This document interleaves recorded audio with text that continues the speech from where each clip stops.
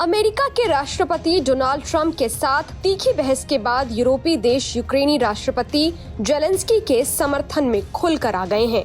Britain और France युद्ध विराम योजना पर काम करने के लिए तैयार हो गए हैं। ब्रिटेन के प्रधानमंत्री कियार स्टारमर ने घोषणा की है कि उनकी सरकार यूक्रेन को 5,000 रक्षा मिसाइलें भेजेगी, जिसकी लागत 1.6 अरब पाउंड यानी कि करीब 2 अरब अमेरिकी डॉलर होगी। इससे यूक्रेन को यूरोप से बड़ा समर्थन मिला है।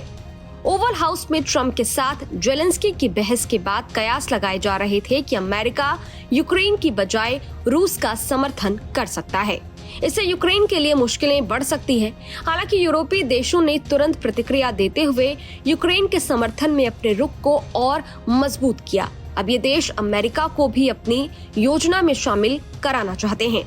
ब्रिटेन के प्रधानमंत्री कियार स्टारमर ने कहा है कि ब्रिटेन, फ्रांस और यूक्रेन युद्ध विराम योजना पर मिलकर काम करने के लिए सहमत हुए हैं। अब इस योजना को अमेरिका के सामने रखा जाएगा। उन्होंने ये बयान रविवार को हुए यूरोपीय नेताओं के शिखर सम्मेलन से पहले दिया। उन्होंने साफ किया कि ये योजना 4 देशों के नेताओं की बातचीत के बाद सामने आई है। रविवार को हुई यूरोपीय नेताओं के शिखर सम्मेलन में ओवल ऑफिस में हुई ट्रंप और जेलेंस्की की बहस चर्चा का मुख्य विषय रही।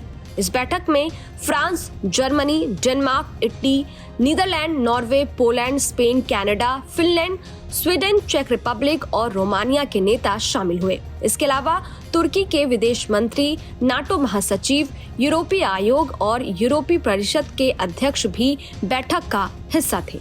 ब्रिटिश प्रधानमंत्री स्टारमर का कहना है कि सिर्फ युद्ध विराम से काम नहीं चलेगा, बल्कि स्थायी शांति समझौता होना जरूरी है। उन्होंने कहा, फ्रांस के राष्ट्रपति इमैनुअल मैक्रों के साथ मिलकर इस मुद्दे पर डोनाल्ड ट्रंप से भी बातचीत की।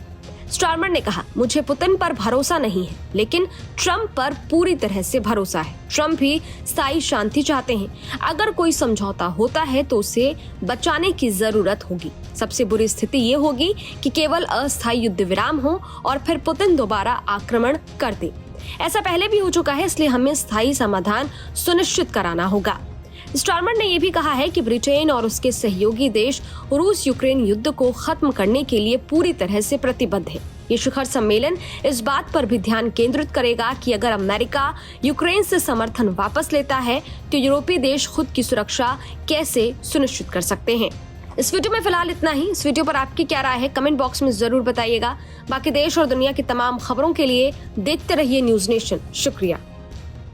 न्यूज नेशन अब व्हाट्सएप पर खबरों की ताजा अपडेट के लिए न्यूज नेशन के इस QR कोड को स्कैन करें।